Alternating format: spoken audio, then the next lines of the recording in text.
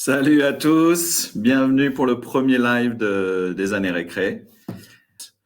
Nous avons un invité spécial, donc un collectionneur passionné, passionnant, qui vient d'écrire un bouquin. Donc je fais intervenir Sébastien Gérard, que certains d'entre vous connaissent.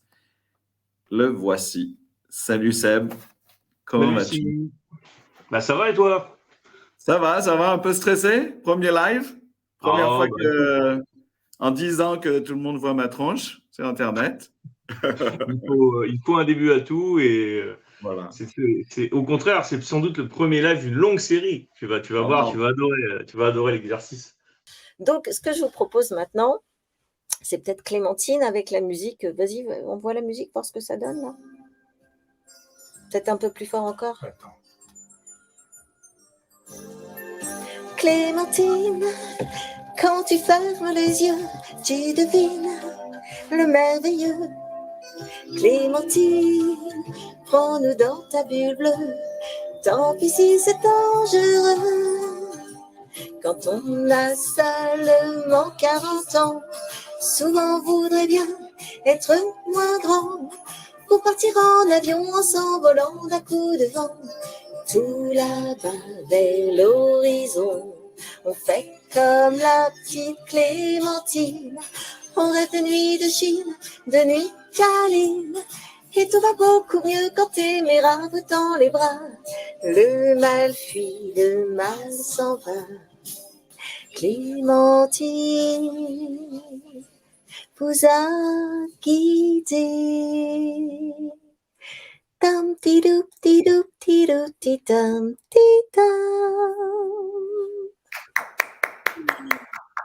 Merci. Je me suis adapté à la version japonaise parce que quand même le chanteur japonais, couillu le caribou le type, hein, super voix. Non mais c'est vrai, il a vraiment une super voix et je me suis dit il faut pas qu'on soit en deçà de ce qu'ils ont fait, de la création.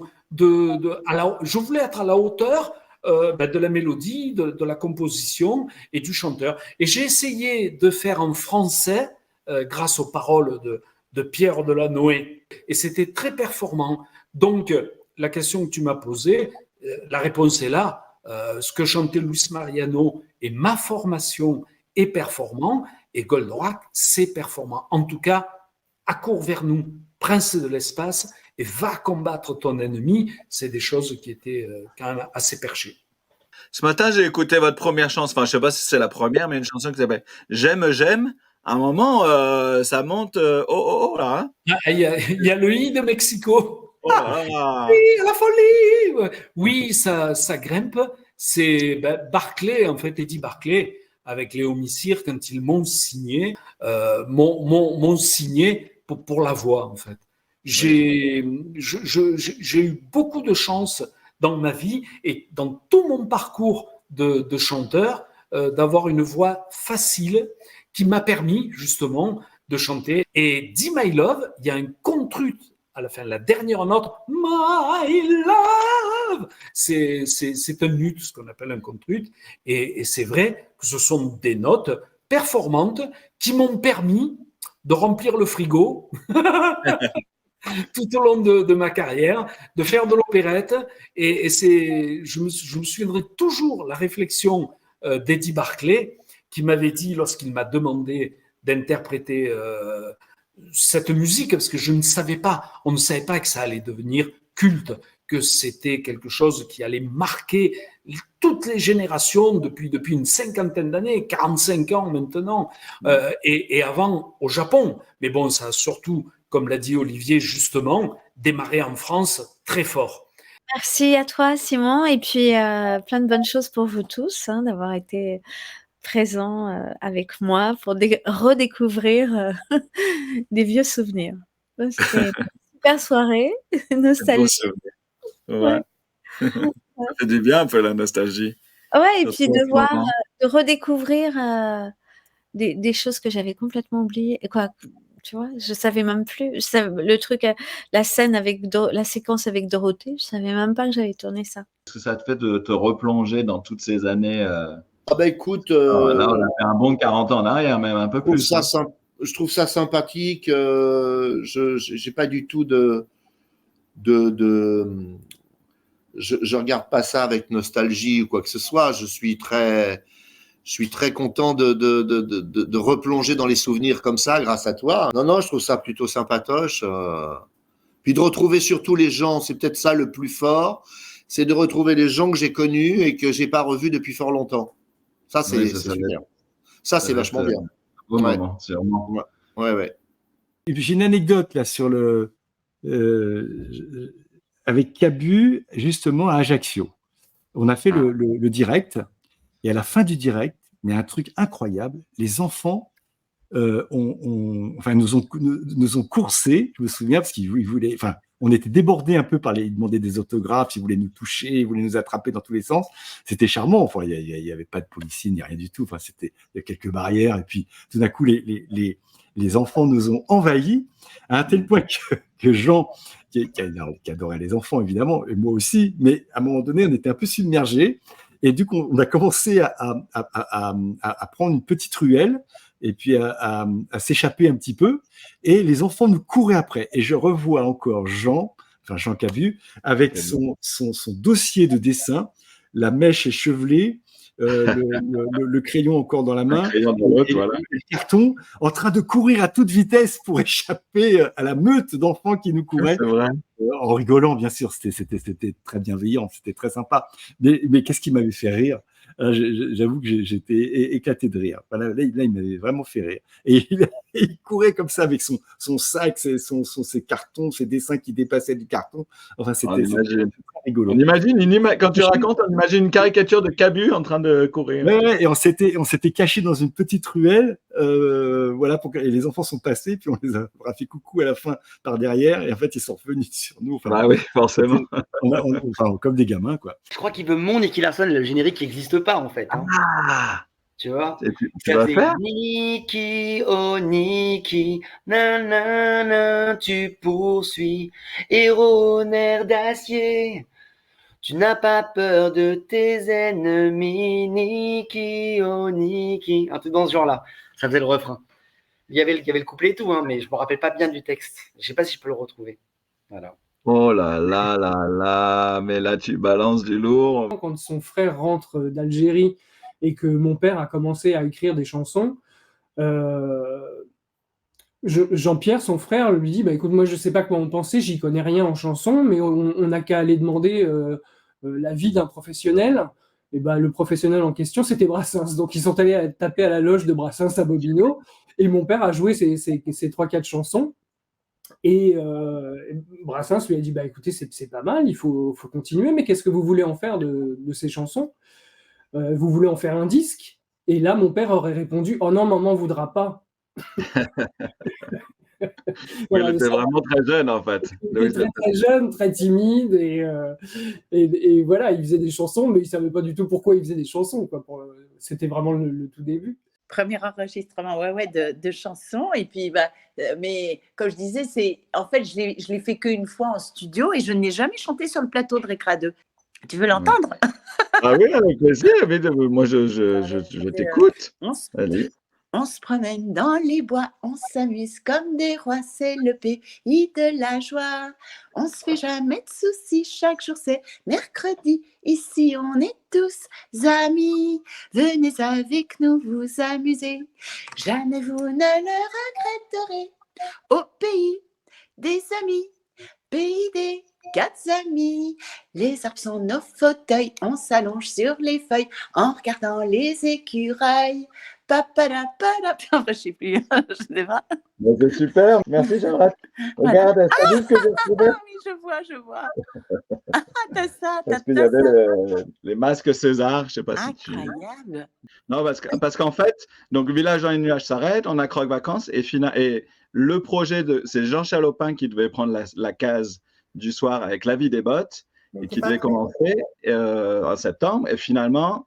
il y a des retards de production, je ne sais pas exactement. Et là, Martine Anciot propose, on va combler. On a la petite speakery hyper moderne et tout ça. Ça va faire, je pense. Qui trépigne derrière. Est-ce qu'elle est venue, tu as eu un entretien, elle t'a dit on doit prévoir une émission, qu'est-ce que tu en penses? Parce que toi, tu n'étais pas présentatrice d'émission. Je n'avais jamais animé à part faire de la radio avant, puisque je suis un bébé des radios libres, en fait. J'ai fait Carbone 14, des choses comme ça, mais en télé, non, j'avais jamais animé quoi que ce soit, non. Sauf. Et quand tu as dit une émission pour enfants, tu t'es dit chouette ou tu t'es dit oh, j'aurais préféré une rock'n'roll? Comment te dire ça? Comment te dire ça?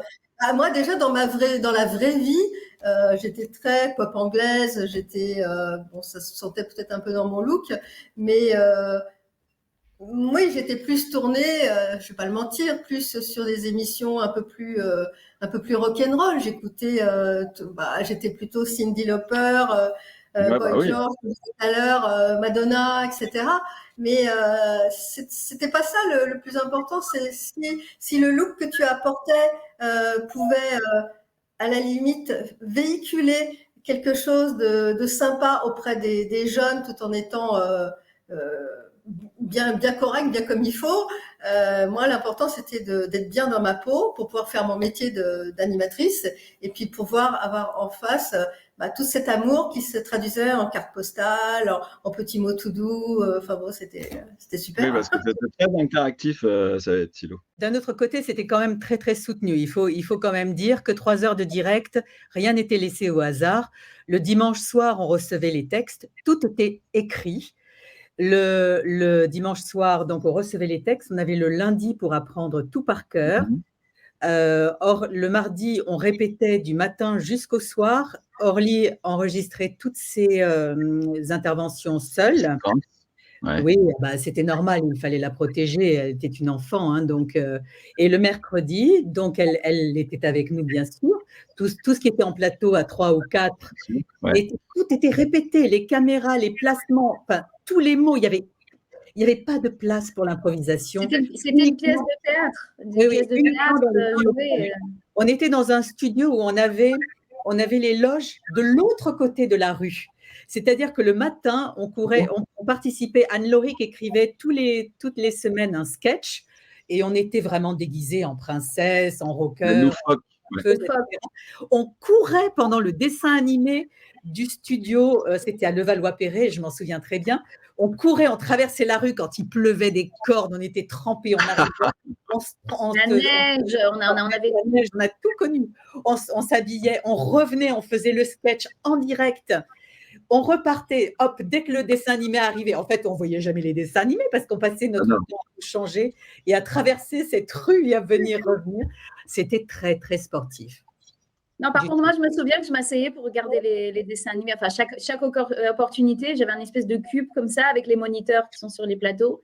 Et à la première occasion, j'adorais les 4 filles du Dr March. Ah ouais, moi aussi. Oh, pardon. Merci. Mais il n'y a pas de honte. Il n'y a pas de honte, mais là, c'est Orly qui parle, mais c'est bon. Alors, je me rappelle un truc que je ne supportais pas dans l'émission, c'était le vent dans les saules. Je n'ai jamais compris. Ah oui, le vent dans les saules. Ça me barbait. Je me demandais comment les enfants pouvaient faire ça. Pour moi, Simon, je te le dis honnêtement, Goldorak, Albator, Xor, pas de problème. Mais pour moi, le plus beau, c'est Il était une fois l'espace. Bon, évidemment, on va l'entendre. Quel plaisir à chanter. D'ailleurs, dans mon spectacle de grand, franchement, je chante cette chanson parce qu'elle a marqué une époque. Je crois que c'était 1983. Oui, c'est ça. Ah, c'était un moment magique dans le studio quand j'ai entendu les cordes. J'avais l'habitude avec Michel Legrand, ça a été mon premier producteur. On a fait beaucoup de choses ensemble. Mais là, quand il a écrit les cordes de Il était une fois l'espace, je me suis dit, là, je chante un très, très beau générique. Je faisais de la pub aussi, je chantais beaucoup de publicité. Donc, j'ai fait de la pub pendant des années. Franchement, j'ai chanté des tas de produits en soliste ou en choriste. Et c'était un peu ma vie, quoi. Disons, j'avais les galas, mais c'était quelque chose qui me rapportait pas mal d'argent. Et on m'appelait. Donc voilà, j'ai chanté des trucs. Un jour, par exemple, c'est un mec de RTL qui m'a appelé en me disant, il y a Philippe Châtel, le compositeur, qui cherche une voix. On a pensé à toi. Est-ce que tu veux faire Pastis 51 ? J'ai dit. Il fallait que ce soit à l'époque, tu pouvais chanter. Tu pouvais chanter de l'alcool, tu pouvais chanter des cigarettes et tout ça. Et je suis arrivé là avec mon accent du Sud, toujours. Et j'ai chanté Pastille 51. Après, j'ai chanté Cronenbourg. J'ai fait des musiques pour des parfums. Oui, ça, c'était un peu au milieu de ma vie de chanteur, compositeur. Voilà, je travaillais beaucoup avec des publicitaires. Et il y a quelqu'un qui demande, est-ce que c'est Pastille 51 comme un poisson dans l'eau? Oui. Ah Je suis heureux comme un 5 ans. Regarde, 1900, je ne sais plus combien. Je suis heureux comme un 51 dans l'eau. Je suis heureux comme un 51. Après, j'ai appris que c'était Philippe Châtel qui a fait Émilie Joly, quoi. Émilie Joly, bah oui. Et il m'a fait faire un truc super. Simon, un scoop pour ton émission. Ah oui, on veut des scoops. Est-ce que tu as écouté ça? Est-ce que tu as écouté? Oh, je ne vais pas me rappeler de la mélodie, pourtant. C'est un tube énorme. Attends, c'est un tube énorme dans la pub. Si je te dis les pruneaux d'Agen. Ah bah oui, manger des pruneaux. Ah non, mince. Ah bah oui. Comment c'est la mélodie? Ah, non, mais attends, je me rappelle plus. Quelqu'un va me le chanter. Ah là là. Oui. Comment? Ah oui, pour bien secouer les pruneaux. Eh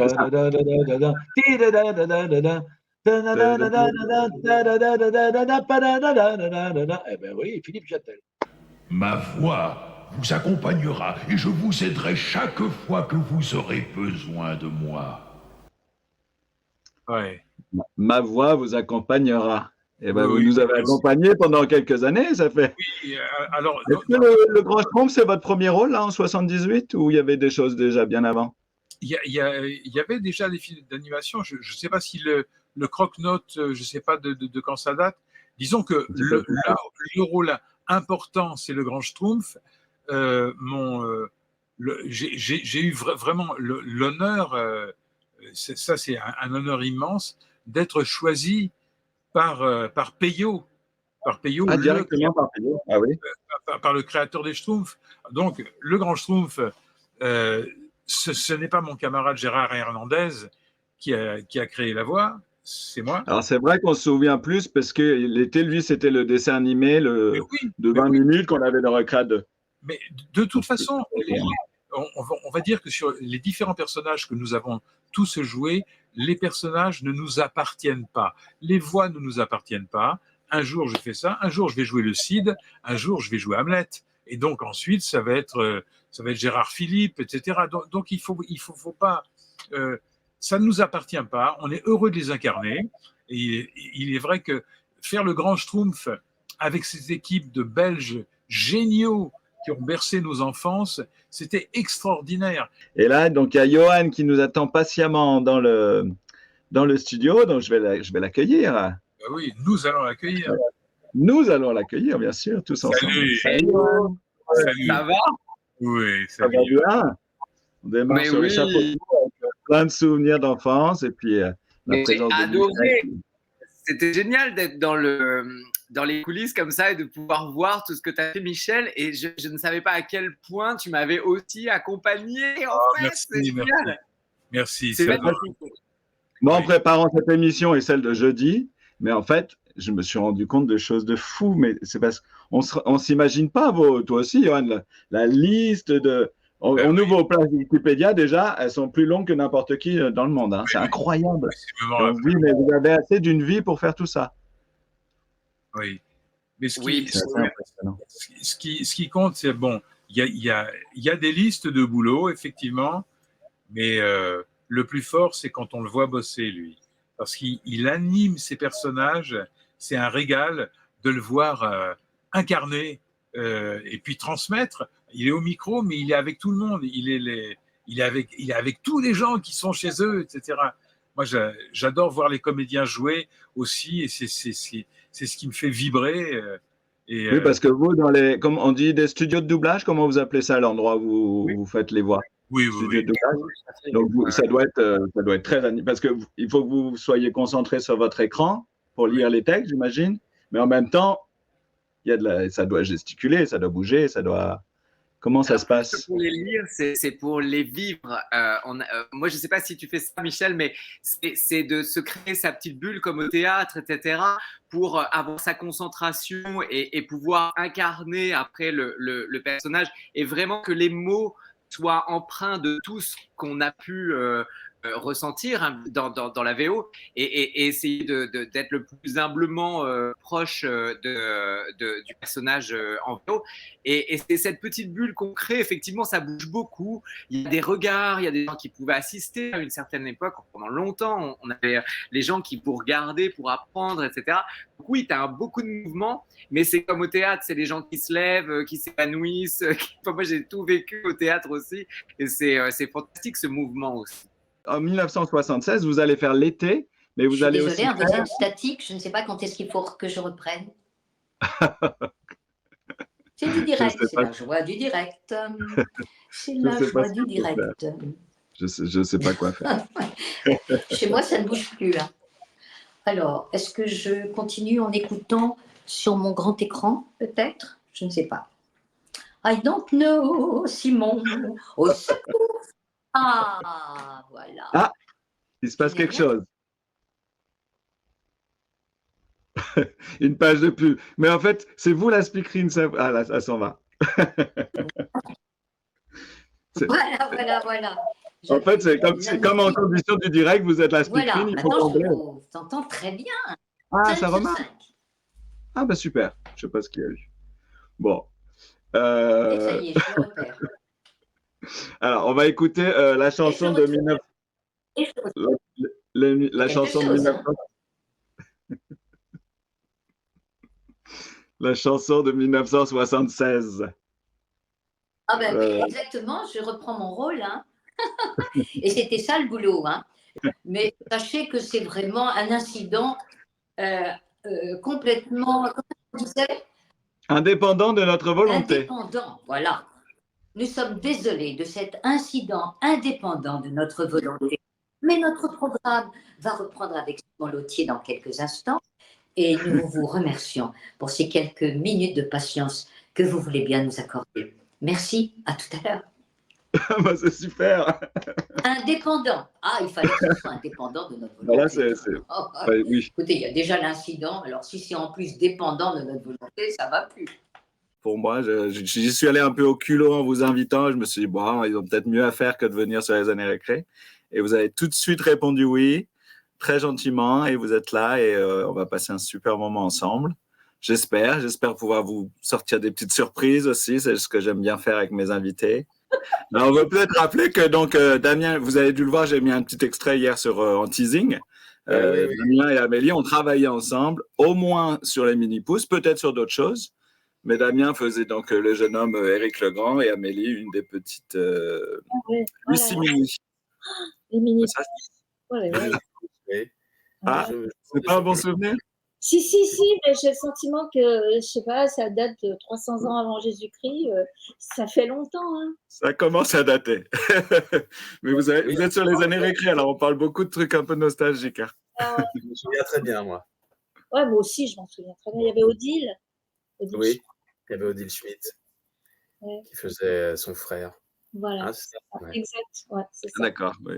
Mm. Bon, ça, sacré. c'était sympa. Hein. Ouais. C'était une belle époque.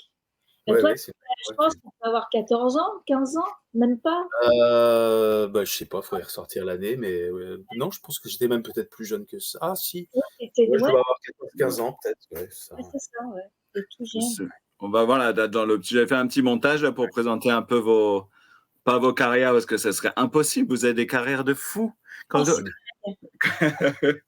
au début, on pense à une voix, on se dit, ah, alors Amélie, évidemment, Candy, Damien, moi j'ai cherché, je voulais la voix d'Atreyu. Et après, quand j'ai vu le CV, je me suis dit, mais c'est pas possible. Comment on fait pour faire autant de doublage dans une vie? C'est incroyable. Quand je regarde mon CV, ça me fatigue d'avance. Je me dis, c'est pas possible d'avoir fait tout ça. Mais c'est vrai, on travaillait beaucoup, beaucoup. Il faut dire qu'il y avait beaucoup de chaînes de télé, il y avait il y avait la 5, il y avait tout ça, quoi. Puis il y avait beaucoup de produits, beaucoup de dessins animés, beaucoup de séries, alors qu'aujourd'hui, il y a plus des émissions sur la cuisine, sur les trucs comme ça, quoi. Enfin, bon, voilà. Donc, il y avait beaucoup moins de comédiens qui faisaient du doublage, je pense. On Ça, était c'était plus, il y avait moins de monde. Quelqu'un a mis, j'ai vu les Mini-Pousses 1985, oui, c'est ça. Donc j'avais 14 ans. Ouais. Mais oui, il y avait quand même moins de comédiens. Peut-être. Il y avait moins de comédiens il y a et plus de travail, en fait. C'est ça. Il y a les copains qui demandent si vous accepteriez chacun de nous faire un petit extrait. Un extrait de quoi? Bah, de ce que vous avez envie. On va pas en plus vous dire tu me fais ci, tu me fais ça. C'est pas obligé, hein. Si vous avez envie. Damien, vas-y d'abord. Je sais pas, en fait, j'ai pas de phrase forcément mythique. Alors si, dans Grey's Anatomy, on m'a souvent demandé la phrase de... Donc, je faisais le docteur Mamour, mais je sais pas, donc Patrick Dempsey, Derek Shepherd. Alors il dit souvent, c'est une belle journée pour sauver des vies. Ah, Meredith, c'est une belle journée pour sauver des vies. Et sinon, après les autres, j'ai pas de phrase très réellement mythique. Ah si, il y a la devise des Lannister, là j'ai vu tout à l'heure passer, c'était quoi déjà? C'est un Lannister paie toujours ses dettes. Mais c'est ma voix, hein. Un Lannister paie toujours ses dettes. Je sais pas de... Oui, celle-là, tu la pousses pas plus que ça. J'ai doublé Charlie à la chocolaterie. Alors il dit je vous serre chaleureusement la main. Bienvenue à la chocolaterie. Bon, c'est comme ça, c'est un peu en haut, comme ça, voilà.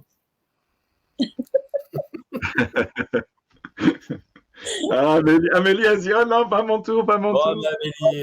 Amélie, on n'a pas bougé. On peut chanter Mimi Craquant ensemble si tu veux. Oh là là, non, Sherlock Holmes, on n'en a pas parlé. Ah oui, alors il y a quelqu'un qui a demandé en plus, tu vois. Super. Non, mais t'as qu'à me le mettre. Je peux pas chanter. Ah d'accord, non, c'est pas besoin, c'est pas nécessaire. T'inquiète, on la mettra en. Voilà. On la mettra en. T'inquiète, pas de souci. On peut aller sur ta chaîne YouTube et puis on peut t'écouter Voilà. autant qu'on veut. Voilà.